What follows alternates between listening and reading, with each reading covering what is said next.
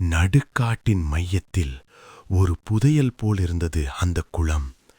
பசுமை, அமைதி. ஆனால் அந்த அமைதிக்குள் மறைந்திருந்தது அந்த ஆபத்து. இதுதான் நான் சொன்ன இடம். இன்னும் கொஞ்சம் முன்னால போனா அந்த குளம் இருக்கும் என்று தனது சில நண்பர்களை அழைத்துச் சென்றான். அந்த அழகான குளம் கண்ணில் தென்பட்டது. பார்த்த சந்தோஷத்தில் எல்லோரும் தனது பைகளை வைத்துவிட்டு உள்ளே சென்று பாய்ந்து குளிக்க ஆரம்பித்தார்கள். நிமிடங்கள் சில கடந்தன. அந்த நீர் சற்று நீல நிறத்தில் நிறம் மாற ஆரம்பித்து சடுதியாக நீராவிகள் நிறைந்து மேலே பறக்க ஆரம்பித்தது. மச்சே, என்னாச்சுடா? என்ன நடக்குது? சீக்கிரம் வெளியே போங்க என்றவுடன் எல்லோரும் வெளியே வர முயற்சித்தனர். அவர்கள் கால்களை நீருக்குள்ளிருந்து முடிகள் வந்து சுற்றி இழுத்து பிடித்தது. அவர்கள் கத்த ஆரம்பித்தார்கள். திடீரென அப்படியே நீருக்குள்ளிருந்து வெள்ளை உருவம், நீண்ட கருமுடியோடு பெண்ணுருவம் கொடூரமாக வெளியே வந்தது. அந்த உருவை சுற்றி நீரிலே தீச்சுடர் எரிந்து கொண்டிருந்தது. அவர்களை பார்த்தவாறு சத்தமாக கத்திய உருவம் அவர்களை நீருக்குள் இழுத்து மூழ்கடித்து கொன்றது. சத்தம் கேட்டு பக்கத்திலிருந்த பழங்குடியினர் சிலர் ஓடி வந்து பார்த்தார்கள். அப்போது அந்த உருவமும் மறைந்தது. அவர்களும் மூழ்கினார்கள். இவ்வாறு 15 பேர் வரை அங்கே சென்றவர்கள் மாயமாகியிருக்கிறார்கள். சிலரது உடல்கள் சிதைந்த நிலையில் மீட்கப்பட்டன. மற்றவர்கள் காணாமல் போனதாக மட்டுமே பதிவு. பழங்குடியினர் அதை பேய் குளம் என அழைத்தனர். அந்த குளத்தில் உள்ள மர்மத்தை ஆராய பிரபல ஆராய்ச்சியாளர் திலீபும் படப்பிடிப்பு ஆவண சேகரிப்பவருமான அனிதாவும் அங்கே போனார்கள்.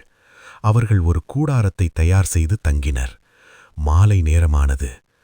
குளத்துல ஏதோ இருக்கு, இது கண்டிப்பா இயற்கையா இருக்காதுன்னு தோணுது என்று திலீப் கூற அனிதா கேமராவை ஆன் செய்தாள்.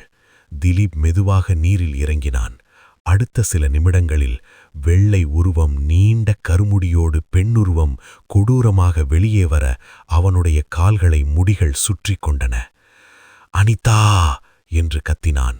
அவளும் அந்த உருவத்தை பார்த்து பயப்படாமல் தைரியமாக மந்திர சொற்கள் கலந்த வசனம் ஒன்றை ஓதியதும் அந்த உருவம் அவனை விட்டுவிட்டு நீருக்குள் மறைந்தது. உடனே திலீப் வெளியே வந்தான். உயிரே போயிடுச்சு அனிதா. ஆனா ஏதோ மந்திரம் சொன்னீங்க, அது எப்படி உங்களுக்கு தெரியும்? நாங்க வரும்போது பக்கத்துல உள்ள பழங்குடியினர்கிட்ட விசாரிச்சேன். அவங்க சொல்லி கொடுத்தாங்க. ஆனா என்ன காரணத்துக்காக குளத்துல இந்த மாதிரி நடக்குதுன்னு கேட்கல. கன்ஃபார்ம் பண்ணிட்டு கேட்கலாம்னு இருந்தேன். இருவரும் கூடாரத்திற்குச் சென்று எடுத்த வீடியோவை பார்த்து கொண்டிருந்தார்கள். இருவரும் அருகிலிருந்த பழங்குடியினர் வசிக்கும் பகுதிக்கு சென்றார்கள். அங்கே சென்று ஒரு முதியவரை சந்தித்தனர். ஐயா, இந்த மாதிரி நடக்கிறதுக்கு காரணம் என்ன? ஏன் யாருமே தடுக்கல இத? அவர் கூற ஆரம்பித்தார். 15 வருடங்களுக்கு முன்பு. இங்க பாருங்க, இந்த இடத்துல கிட்டத்தட்ட 20 குடும்பங்கள் இருக்கு. எல்லாருக்குமே விவசாயம் பண்றாங்க. இந்த குளத்துல தான் மீன் பிடிக்கிறாங்க. எல்லாமே இந்த இடத்துல தான். அதை அழிச்சிட்டு நீங்க ஃபேக்டரி கட்டுனீங்கன்னா பாதிப்பு எங்க எல்லாருக்கும் தான். நாங்க பிறந்து நிம்மதி வாழ்ற இடம் இந்த காடு தான். அதுக்குள்ள வந்து இப்படி பண்றதை எங்களால ஒத்துக்க முடியாது. யாரு வந்தாலுமே கட்ட விட மாட்டோம் என்று தைரியமாக பேசினாள் ருத்ரா. ஏம்மா, இங்கே யாரு தடுத்தாலும் நடக்கிறது நடந்துதான் ஆகும் என்றான் அந்த பணக்கார தொழிலதிபர் ஜெகன். முடிஞ்சா பண்ணிப்பாரு என்று கோபத்தோடு சென்றாள் ருத்ரா. அவர்களும் சென்றார்கள். ருத்ரா வீட்டினருகே உட்கார்ந்திருந்தாள். அவளின் முன்னால் எல்லோரும் அமர்ந்திருந்தார்கள். அம்மா, உங்க அப்பா இந்த கிராமத்துக்கு தலைவிழா இருந்தப்ப கூட நமக்கு எதிரா யாரையும் எதையும் பண்ண விட்டதில்ல. அதே ரத்தம், நீயும் அப்பா மாதிரியே இருக்க. ஆனா அவங்கள பார்த்தா பயமா இருக்கு என்றார் ஒருவர். மாமா, என்ன பேசுறீங்க?